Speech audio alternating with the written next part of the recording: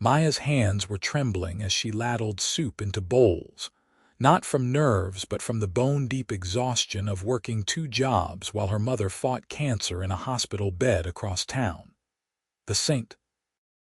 Catherine's soup kitchen smelled like vegetable broth and fresh bread, a warm contrast to the cold November rain hammering against the windows. Maya had been volunteering here every Saturday for 3 months now, finding something grounding about serving others when her own life felt like it was spinning out of control. The routine gave her a sense of purpose beyond the endless cycle of work, hospital visits, and sleepless nights. "New volunteer today," Carol, the kitchen coordinator, announced cheerfully as she bustled past with a tray of rolls. "Be nice to him. He says he wants to learn the ropes." Maya glanced up to see a man washing his hands at the industrial sink. He was tall, probably in his early 30s, with dark hair that looked like it had been styled that morning but was now slightly disheveled. He wore jeans and a plain gray Henley that hugged broad shoulders, and there was something about the way he carried himself that suggested confidence without arrogance. When he turned around, his eyes met hers, a warm brown that crinkled slightly at the corners when he smiled. "Hi," he said, walking over with his hand extended. "I'm James." "Maya." She shook his hand, noting the firm grip and the calluses that surprised her, not the soft hands of someone who had never done manual labor. "First time volunteering here, yes, but I have helped out at other places." He looked around the kitchen with genuine interest, taking in the organized chaos of volunteers preparing for the lunch rush. "What do you need me to do?" She appreciated that he did not seem nervous or out of place. Some first-time volunteers treated the experience like a safari, observing the less fortunate with a mixture of pity and discomfort that made her skin crawl. James just seemed ready to work. "Can you help me serve? We will be opening the doors in 10 minutes and it gets busy fast." "Absolutely." They worked side by side at the serving line, Maya ladling soup while James handed out sandwiches and fruit. He was quick to learn the rhythm, greeting each person with a smile and a kind word. She noticed he looked everyone in the eye, asked names, remembered them. When an elderly man named Robert came through the line for the second time, James did not comment or judge, just gave him another sandwich with a warm "Good to see you again, Robert." "You are good at this," Maya said during a brief lull, refilling the soup pot from the large stock pot on the stove. James shrugged, a smile tugging at his lips. "Just treating people like people. It is not complicated. You would be surprised how many volunteers do not get that." They fell into an easy conversation between serving, the kind of talk that felt natural despite being strangers. James asked about her life with genuine curiosity, and Maya found herself opening up more than she usually did. "I work at a bookstore during the week," she explained, handing a bowl to a young mother with 2 children. "And I waitress Thursday through Saturday nights. The tips help with bills." "That sounds exhausting." "It is what it is." She did not mention her mother, not yet. That wound was too fresh, too raw to share with someone she had just met. "What about you? What do you do when you are not volunteering?" There was the briefest hesitation, so quick she almost missed it. "I work in manufacturing. Management side, mostly. Lots of meetings and paperwork." "Sounds thrilling," she teased, and he laughed. "About as thrilling as watching paint dry. This is better, more real." The afternoon passed quickly. When the lunch service ended and they began cleaning up, Maya realized she had enjoyed herself more than she had in months. James made her laugh with stories about disastrous team-building exercises at work and his failed attempts at learning to cook anything more complicated than scrambled eggs. There was something grounded about him, an absence of pretension that she found refreshing. "Same time next week?" James asked as they hung up their aprons. Maya nodded, surprised by how much she hoped he would show up. Same time. He did show up the following Saturday and the one after that. It became their routine, working side by side at the soup kitchen, talking during the quiet moments, learning about each other in fragments and pieces. James was funny and thoughtful, quick to help anywhere he was needed and never complaining about the work. Maya found herself looking forward to Saturdays in a way she had not anticipated, a bright spot in the grinding difficulty of her life. On the fourth Saturday, her phone buzzed with a text from the hospital. Her mother's condition had worsened overnight. Maya's hands shook as she read the message, the phone nearly slipping from her grip. "Hey, you okay?" James was beside her immediately, concern etched across his face. "I have to go." Her voice sounded distant to her own ears. "Family emergency. Let me drive you." "No, I cannot ask you to do that." "You are not asking, I am offering." His voice was gentle but firm. "Where do you need to go?" "St. Mary's Hospital." "But really, I can take the bus." "Not a chance, come on." She was too stressed to argue. They told Carol what was happening, and then James was leading her out to the parking lot. She had expected an old sedan or maybe a practical SUV. Instead, he unlocked a sleek black Audi that looked brand new. "Nice car for someone in management," she said without thinking, then immediately regretted it. "Sorry, that was rude." "It is okay, I saved up." He held the passenger door open for her. "Let us get you to your mom." The drive to the hospital took 20 minutes and James did not pry, just let her sit with her thoughts while classical music played softly through the excellent speakers. When they arrived, he found parking and turned to her. "You want me to come in with you? Or would you rather I wait here?" Maya hesitated. She barely knew this man, but the thought of facing the hospital alone made her chest tight. "Would you mind coming in? Just for a little while, of course." Her mother, Patricia, was in a room on the fourth floor, looking smaller and frailer than she had just days ago. The cancer had ravaged her body over the past year and the treatments had taken their toll. But when Patricia saw Maya, her face lit up with a smile that reminded Maya of childhood, of better times. "Hi, Mom." Maya took her mother's hand, careful of the Roman IV line. "How are you feeling?" "I have been better," Patricia admitted, her voice weak, "but I am okay now that you are here." Her eyes drifted to James, standing respectfully near the door. "Who is your friend?" "This is James. We volunteer together at the soup kitchen. He gave me a ride." "Nice to meet you, Mrs. Hayes," James said, stepping forward. "Maya talks about you all the time." It was a small lie, a kindness, and Maya was grateful for it.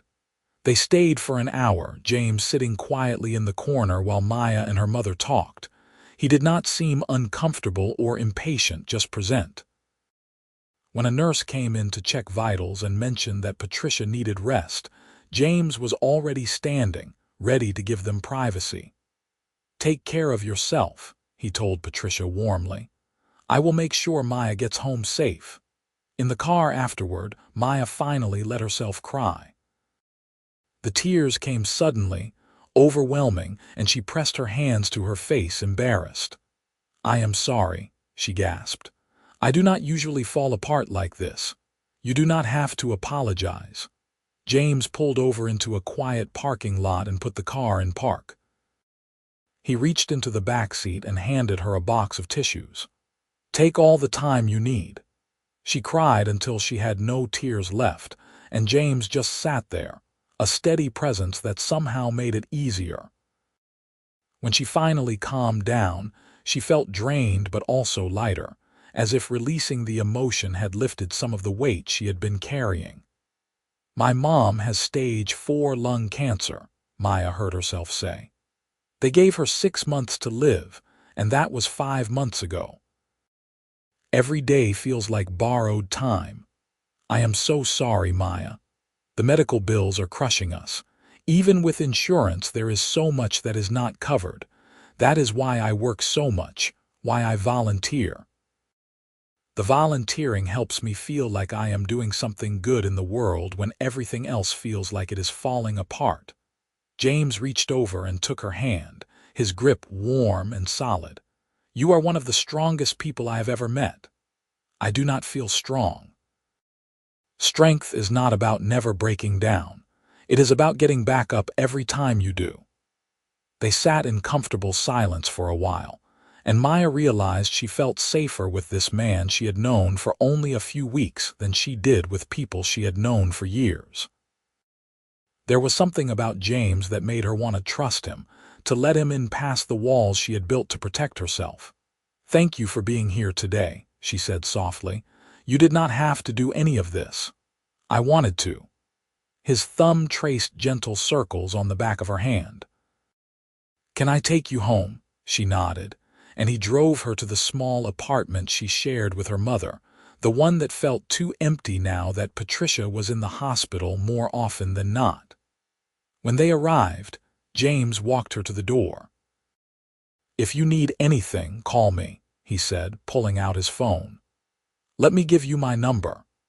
They exchanged numbers, and Maya felt a flutter in her chest that had nothing to do with stress and everything to do with the way James was looking at her, like she mattered, like he genuinely cared. "Will you be at the soup kitchen next week?" she asked. "I will be wherever you are," he said, and then seemed to realize how that sounded. "I mean, yes, I will be there." Maya smiled, her first real smile since getting the text from the hospital. "Good, I will see you then." Over the following weeks, something shifted between them. What had started as a friendly partnership at the soup kitchen deepened into something more. James started texting her during the week, checking in, making her laugh with random observations about his day. They grabbed coffee after volunteering, then lunch, then dinner. Maya found herself thinking about him at odd moments, remembering the way he laughed or the focused expression he got when he was listening to someone talk. She was falling for him, and that terrified her. Her life was too complicated, too messy for a relationship. But James did not seem deterred by the chaos. He visited her mother with her at the hospital, bringing flowers and books and making Patricia laugh with his gentle humor. He picked up shifts at the soup kitchen on days Maya could not make it, texting her updates about the regulars they had both grown to know. "He is a good man," Patricia told Maya one evening after James had left. "He looks at you like you are the son." "Mom, we are just friends." "Honey, I may be sick, but I am not blind. That man is in love with you." Maya wanted to believe it, but doubt nagged at her. James was wonderful, attentive, kind, but there was also a part of his life he kept carefully separate. He was vague about his work, never talked about his family, and sometimes his phone would ring with calls he would step away to take, returning with a distracted expression that took a few minutes to clear. One Saturday in early December, they were cleaning up after the lunch service when Carol approached James with a knowing smile. "You know, James, we are so grateful for your donations," she said. "The new kitchen equipment has made such a difference." James looked uncomfortable. "It was nothing." "Donations?" Meyer asked, looking between them. "Oh, you did not know?" Carol seemed surprised. "James has been incredibly generous. The new ovens, the walk-in fridge, the renovations to the dining area, that was all funded by him." Maya stared at James, who was suddenly very interested in wiping down the counter. "You paid for all of that. It was needed," he said quietly. "The old equipment was falling apart. That must have cost thousands of dollars. It is fine, really. I was happy to help." After Carol walked away, Maya pulled James aside. "What is going on? You said you work in management. How can you afford to make donations like that?" James ran a hand through his hair, clearly wrestling with something. "Can we go somewhere and talk? Somewhere private?" They ended up at a small park near the soup kitchen, sitting on a bench overlooking a pond where ducks paddled despite the cold. James was quiet for a long moment, and Maya waited, her heart pounding. "I have not been entirely honest with you about what I do," he finally said. "I do work in manufacturing, that part was true. But I am not just in management. I own the company, Hayes Industrial Manufacturing." Maya's mind reeled. Hayes Industrial was one of the largest manufacturing companies in the state, producing everything from automotive parts to industrial equipment. She had seen their name on buildings, on trucks, in the news. "You own Hayes Industrial," she repeated slowly. "As in, you are the CEO?" "Yes." "You are a millionaire." James looked pained. "Yes, several times over, actually." Maya stood up, needing to move to process. "Why did not you tell me?" "Because of this." He gestured to the space between them. "Because when people find out about the money, everything changes. They start treating me differently, wanting things from me, or they assume I am some entitled rich guy who does not understand real life. But with you, I was just James. You saw me for who I actually am, not what I have. So you lied to me." "I did not lie. I just did not tell you the whole truth." He stood up, facing her. "Maya, these past couple of months with you have been the most real thing in my life in years. At the soup kitchen with you, I am not the CEO or the millionaire. I am just a guy serving food and trying to make a small difference. That is all I ever wanted to be. But you are the CEO and the millionaire. That is part of who you are. Is it?" His voice was passionate now, intense. "Because I have spent the last 10 years building a company I inherited from my father, living up to his expectations, being what everyone needs me to be. But I do not know if that is who I actually am. With you, I started to figure it out." Maya's anger was fading, replaced by confusion and something else, something that felt like understanding. She thought about the James she knew, the one who remembered names and laughed easily and stayed with her at the hospital. That was real. The money did not change those things. "I need time to think about this," she said finally. "Of course, take all the time you need." He looked miserable. "I am sorry, Maya. I never wanted to hurt you." She walked home, her mind spinning. Part of her felt betrayed by the omission, but another part understood why he had done it. She had seen how people treated the wealthy, either with resentment or obsequious flattery. James had just wanted to be seen as a person, and she could not really blame him for that. Her phone rang that evening. It was the hospital. Patricia had taken a turn for the worse. Maya grabbed her coat and ran out the door, not even thinking about how she would get there until she was standing on the street corner trying to hail a cab that would not come. Headlights pulled up beside her, and James leaned across to open the passenger door of his Audi. "Get in," he said. She did not argue, just jumped in, and they sped toward the hospital. James took her hand as they rode the elevator up, and Maya clung to him, grateful beyond words that he was there. Patricia was unconscious when they arrived. Her breathing labored even with the oxygen mask. The doctor explained that her body was shutting down, that it was just a matter of time now.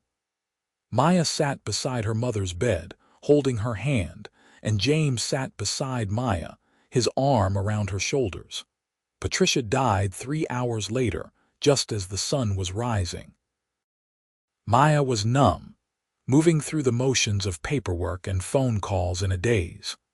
James stayed with her through all of it, solid and steady, handling logistics when she could not think straight, making calls to the funeral home, driving her home when there was nothing left to do at the hospital. "Stay," Maya whispered when they reached her apartment. "Please do not leave me alone right now. I am not going anywhere." He held her while she cried deep, wrenching sobs that seemed to come from the core of her being. He made tea she did not drink and covered her with a blanket when exhaustion finally pulled her under. When she woke the next morning on the couch, James was asleep in the armchair across from her, his body twisted at an uncomfortable angle, and her heart cracked open a little more. The funeral was small, just a handful of people who had known Patricia. James stood beside Maya throughout the service, and afterward he helped her sort through her mother's belongings, a task that felt insurmountable but was easier with him there. "I do not know what I would have done without you these past few days," Maya told him as they packed up Patricia's hospital room. "You have been incredible. You do not have to thank me. I care about you, Maya, so much." She looked at him, really looked at him, and saw past the secret he had kept to the man beneath. The money did not matter. What mattered was that he had shown up again and again when she needed someone most. "I care about you too," she admitted. "And I am sorry I pulled away when I found out about Hayes Industrial. You were right. It does not change who you are." "It changes some things," he said honestly. "My life is complicated. There are obligations, expectations, a level of scrutiny that comes with the position. But I want you in my life, Maya. However that looks, whatever you are willing to give, I just want you there." Maya stepped closer, and James met her halfway, his arms coming around her in a hug that felt like coming home. They stood there in the hospital room holding each other, and Maya felt something settle in her chest, a sense of rightness she had not felt in a very long time. "I want that too," she whispered against his chest. "I want you in my life." He pulled back just enough to look at her, his hand coming up to cup her face. "Can I kiss you, please?" The kiss was gentle at first, tentative, and then deeper as Maya leaned into him. It felt like a promise, like the beginning of something that could be extraordinary if they were brave enough to reach for it. Over the following weeks, they navigated the strange new reality of being together. James was patient with Maya's grief, understanding when she needed space and present when she needed comfort. He did not try to fix her pain or rush her through it, just stayed beside her as she learned to live in a world without her mother. Maya also started to see James's world, the one he had kept hidden. He took her to dinner at restaurants where the waitstaff knew him by name, and the wine list was longer than the menu. He introduced her to his assistant, an efficient woman named Karen, who clearly ran the company's day-to-day operations with an iron fist. He showed her the factory floor at Hayes Industrial, where he knew the names of the workers and asked about their families. Where it was clear, he was not just a distant CEO but someone who genuinely cared about the people who worked for him. "You are really good at this," Meyer observed one afternoon as they toured one of the manufacturing plants. "The business thing. You made it sound like it was just boring meetings, but you actually love this." James looked surprised, then thoughtful. "I guess I do. I did not inherit just the company from my father. I inherited his passion for building things, for creating jobs, for making something that lasts. I just forget sometimes when I get buried in spreadsheets and conference calls. Maybe you need to get out on the floor more often. Maybe I do." He took her hand, lacing their fingers together. "You make me see things more clearly. Everything is better with you around. But it was not all easy. There were challenges that came with dating someone as wealthy and prominent as James." The first time they went out in public together after the local business journal ran a feature on Hayes Industrial's recent expansion, photographers were waiting outside the restaurant. James tried to shield her, but the camera flashes were blinding, disorienting. "James, who is your companion?" A reporter shouted. "Is this serious?" Another called out. James kept his arm around Maya, guiding her to his car without answering. Once they were inside, he looked furious. "I'm so sorry about that. They usually leave me alone, but the article must have stirred up interest." Maya was shaken but trying not to show it. "It is okay." "No, it is not. You should not have to deal with that." "James, if I am with you, this is part of the package, right? People are going to be curious. I can try to keep us more private." Or we can just live our lives and not worry about what strangers think." She reached over and squeezed his hand. "I am not going to hide. I am not ashamed of being with you." His expression softened. "You are amazing, you know that." The attention died down after a few weeks, and life settled into a new normal. Maya kept her job at the bookstore, insisting she needed the routine and the independence, but she quit waitressing. James wanted to do more, to pay off the medical debt that had piled up from her mother's treatment. But Maya was firm about maintaining boundaries. "I need to do this myself," she explained one evening at his penthouse apartment, a stunning space downtown with floor-to-ceiling windows overlooking the city. "If you just swoop in and fix all my problems with money, I will feel like I am losing myself. Do you understand?" "I do. But I do not like watching you struggle when I could help." "You are helping. Just by being here, by caring about me, you are helping more than you know." He pulled her close, kissing the top of her head. "Okay, but if it gets too hard, if you change your mind, you tell me. Deal?" Christmas came, the first without her mother, and Maya dreaded it. James invited her to spend the holiday with him and his family, and she hesitantly agreed. The Hayes family estate was in the countryside, a sprawling mansion that looked like something from a movie. James's mother, Eleanor, was elegant and warm, immediately putting Maya at ease. His younger sister, Charlotte, was a whirlwind of energy and enthusiasm, asking Maya a million questions about the soup kitchen and her work at the bookstore. "James talks about you constantly," Charlotte confided over Christmas Eve dinner. "It has been nauseating, actually, but also kind of sweet." "Charlotte," James warned, but he was smiling. "I am just saying I have never seen you like this with anyone. Maya must be pretty special." "She is," James said, looking directly at Maya. "The most special person I have ever met." Maya felt her cheeks warm, and Eleanor smiled knowingly from across the table. After dinner, James took Maya outside to see the gardens, which were decorated with thousands of tiny white lights that turned the landscape into something magical.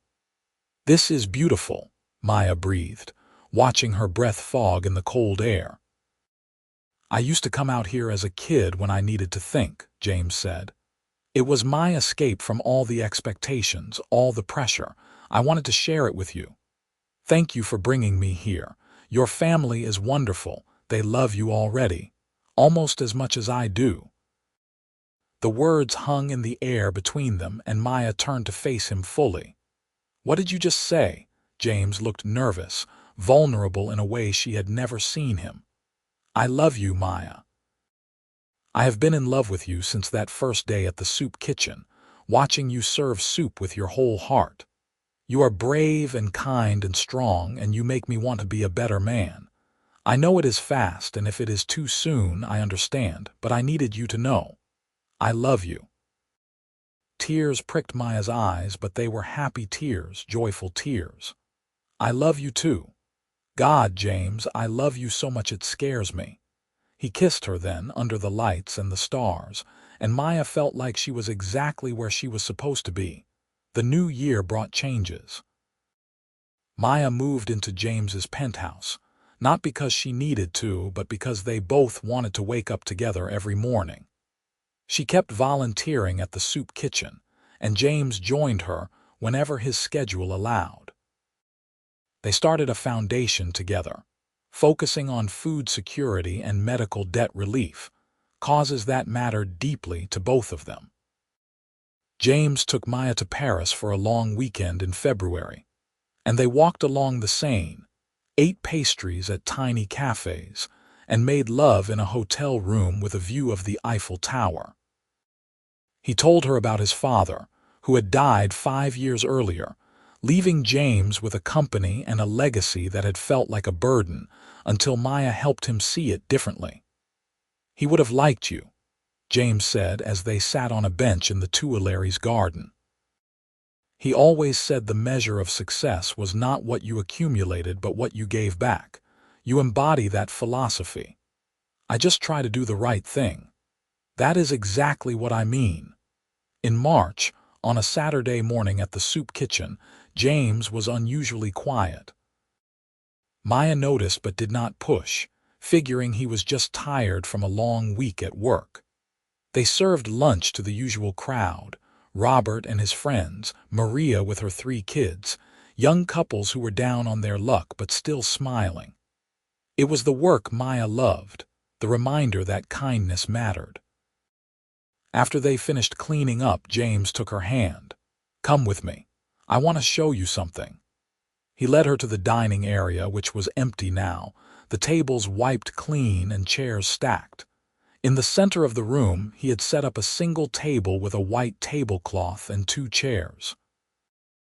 There was a vase with a single red rose, and next to it, a small black box. Maya's breath caught. "James." "Maya, we met in this room.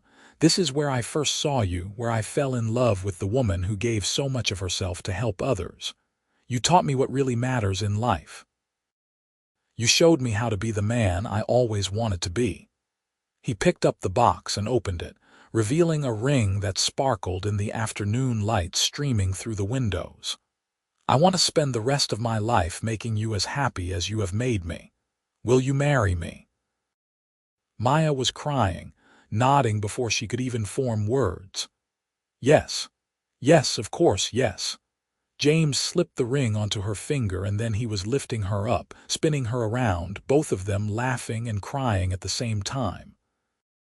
Carol appeared from the kitchen, clapping and cheering, and Maya realized half the soup kitchen volunteers were there, watching and celebrating with them. "You planned this," Maya said, laughing. "I wanted it to be here, where everything started." They were married that summer in a small ceremony at the Hayes family estate. Maya wore a simple white dress that made her feel like a princess, and James cried when he saw her walking down the aisle. Charlotte was the maid of honor and James's best friend from college. A quiet man named David, who worked as a teacher, was the best man. Patricia was not there, but Maya felt her mother's presence in the warm breeze and the late afternoon light, and she knew Patricia would have been happy. The reception was a mix of James's business associates and Maya's friends from the bookstore and soup kitchen, an eclectic crowd that should not have meshed, but somehow did. Robert gave a toast that had everyone laughing and crying, thanking Maya and James for reminding him that there were good people in the world. Eleanor welcomed Maya to the family with a grace that made Maya wish her own mother could have known this woman, who would have been her mother-in-law in another universe. They honeymooned in Greece, 2 weeks of sun and sea and lazy mornings in bed. James taught Maya to sail on a little boat they rented, and Maya taught James that it was okay to completely disconnect from work and just be present in the moment. They talked about the future, about children and dreams and all the ways they wanted to build a life together. "I want at least 3 kids," James said one evening as they watched the sunset from their hotel balcony. "A big, chaotic family." "3, huh? You are going to be the one getting up for midnight feedings then. Deal, as long as they have your heart and your laugh." "And your eyes," Maya said softly. "God, they will be beautiful." When they returned home, they threw themselves into their work, both personal and professional. The foundation grew, funding soup kitchens and medical clinics across the state. Hayes Industrial continued to thrive under James's leadership, and he started an apprenticeship program for young people who wanted to learn manufacturing trades, providing jobs and training that changed lives. Maya started writing a blog about their volunteer work, sharing stories from the soup kitchen and the people they met. It gained a following, and she was invited to speak at fundraising events and community gatherings. She was nervous at first, but James encouraged her, reminding her that her voice mattered, that people needed to hear what she had to say. "You are doing what you were always meant to do," he told her after she gave her first big speech at a gala fundraiser. Bringing people together, making them care. You are changing the world, Maya. We are changing the world, she corrected. Together. A year after their wedding, Maya found out she was pregnant. She told James at the soup kitchen, slipping a tiny pair of baby booties into his apron pocket while they were serving. He found them during a lull, pulled them out, and stared at them in confusion before understanding dawned on his face. "Really?" he whispered, his eyes wide. "Really?" He picked her up and spun her around, right there in the middle of the serving line, and when he set her down, he was crying again. Those happy tears that Maya had learned meant he was overwhelmed with joy. "We are having a baby. We are having a baby."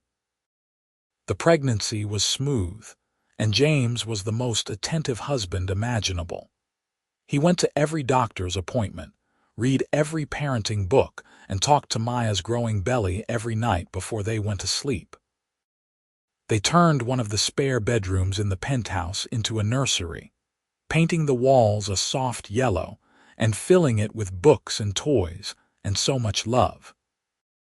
Their daughter, Patricia Eleanor Hayes, was born on a snowy February morning, screaming her tiny lungs out and grabbing onto Maya's finger with a grip that seemed impossibly strong.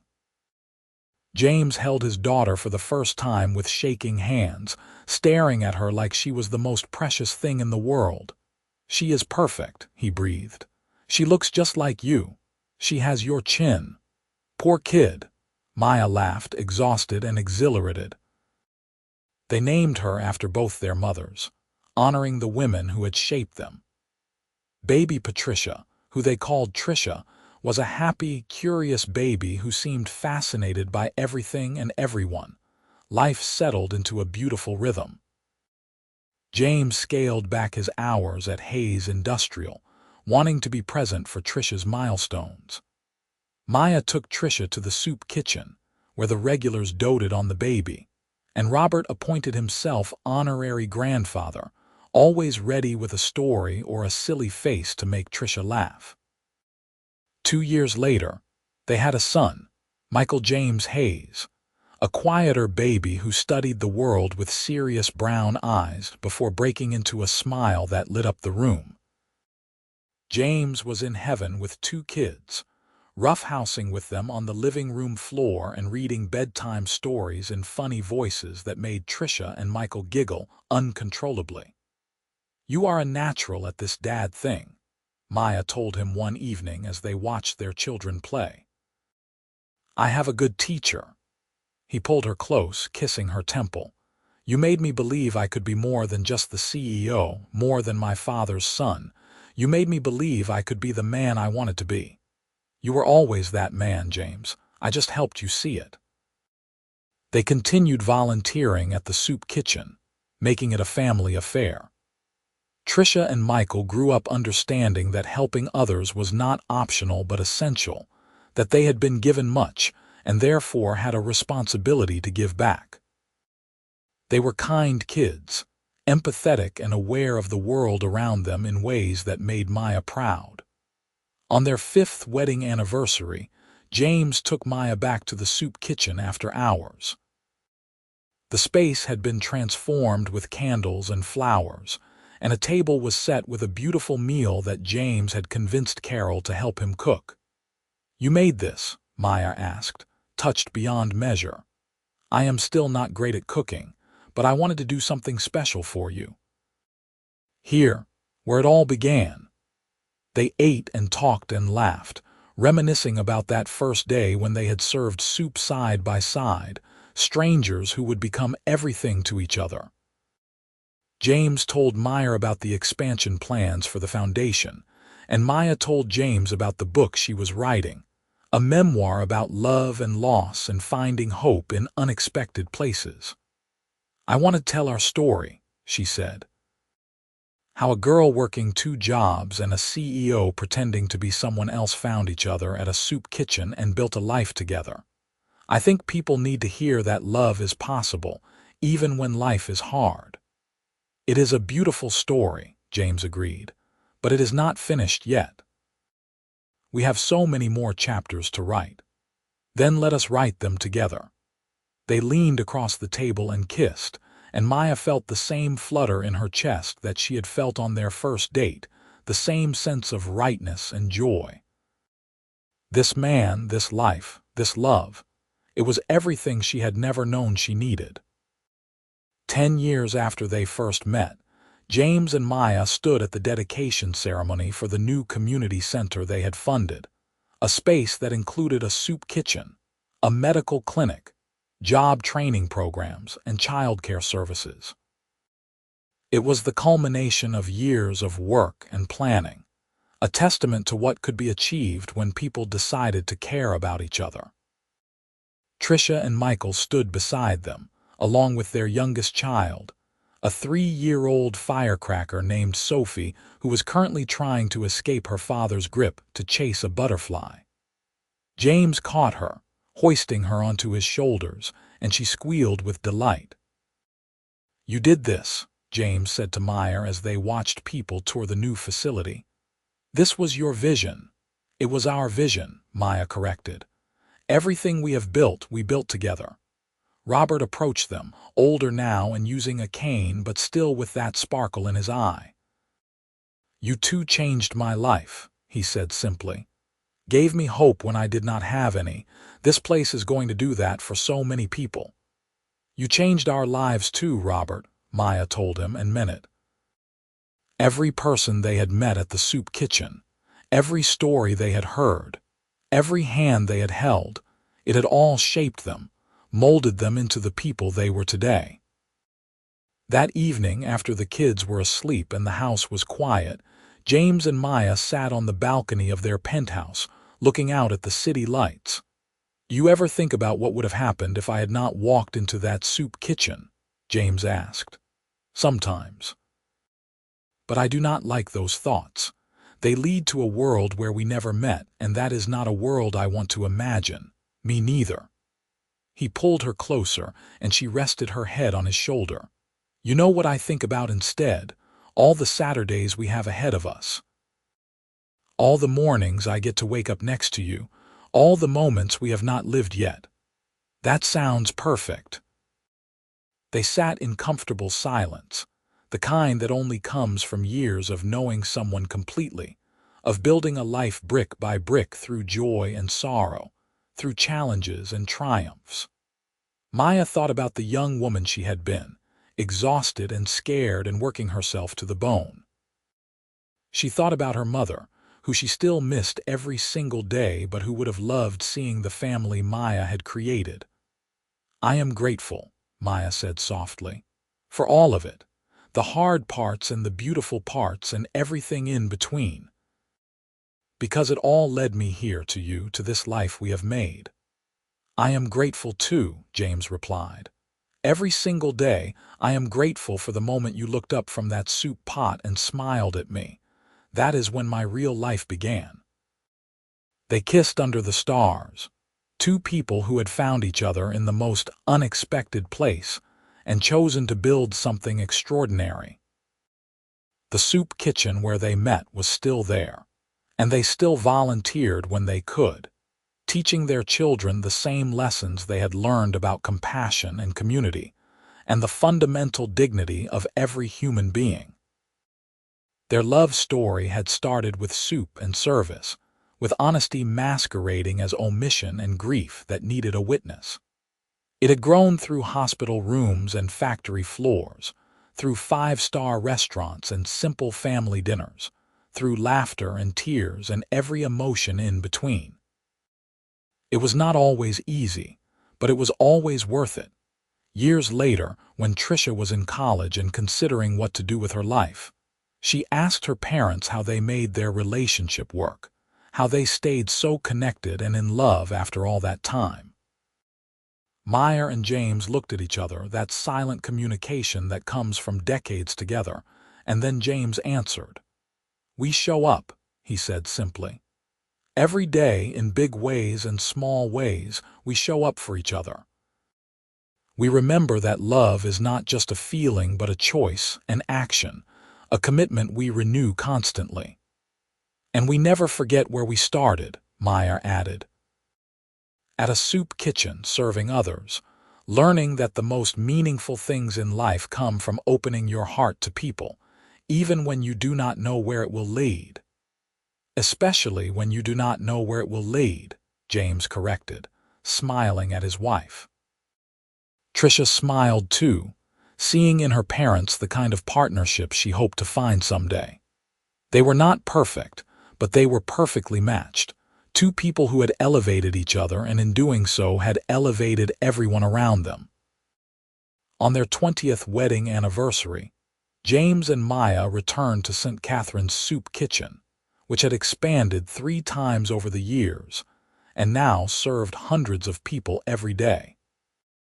They stood side by side at the serving line, just like they had 20 years earlier, ladling soup and handing out sandwiches and greeting people with warmth and respect. "Same time next week?" James asked at the end of the day, echoing his words from that first Saturday so long ago. "Same time next week," Meyer agreed, taking his hand. "And every week after that for the rest of our lives." They walked out into the sunshine together, ready for whatever came next, secure in the knowledge that as long as they had each other, they could handle anything. Their love story had begun with a simple act of service, 2 strangers working side by side, and it had blossomed into something neither of them could have imagined. It was a love built on honesty and compassion, on shared values and mutual respect, on laughter and tears and the willingness to be vulnerable with each other.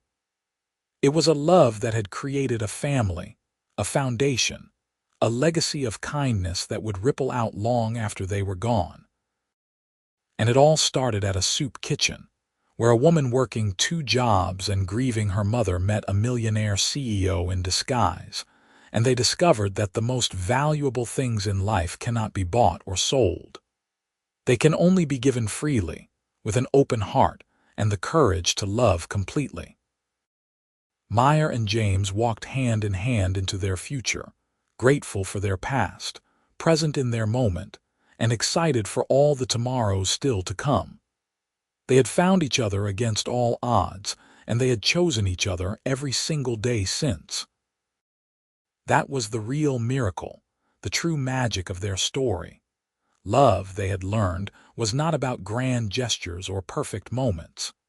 It was about showing up, about seeing each other fully and choosing to stay, about building something beautiful from the raw materials of life's challenges and joys. It was about serving soup side by side and knowing that this, right here, was exactly where they were meant to be.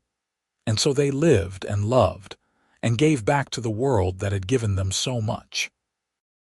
Their story became legend at the soup kitchen, a reminder that you never know who you are standing next to, what struggles they carry, what dreams they harbor, what love they might offer if you are brave enough to see them, really see them, for who they are.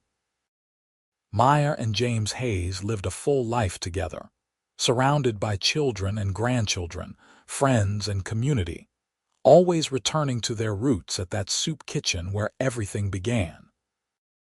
And when they were old and gray, still holding hands after 50 years of marriage, they would look at each other and know without words that they would do it all again in a heartbeat. Every challenge and triumph, every moment of doubt and certainty, because it led them to each other. That was the greatest gift of all, not the money or success or acclaim, but the love of a partner who sees you completely and loves you anyway, who stands beside you through everything, who makes ordinary Saturdays at a soup kitchen feel like the most important moments in the world. Because with the right person they are. With the right person, every moment becomes extraordinary, every day becomes an adventure, and every act of service becomes an act of love. Meyer and James found that truth together, and they held on to it tightly, letting it guide them through a lifetime of beautiful, messy, perfectly imperfect love. And they lived happily ever after, in the truest sense of those words. Not because everything was always easy, but because they faced everything together, with open hearts and joined hands, from that first Saturday at the soup kitchen to their very last day.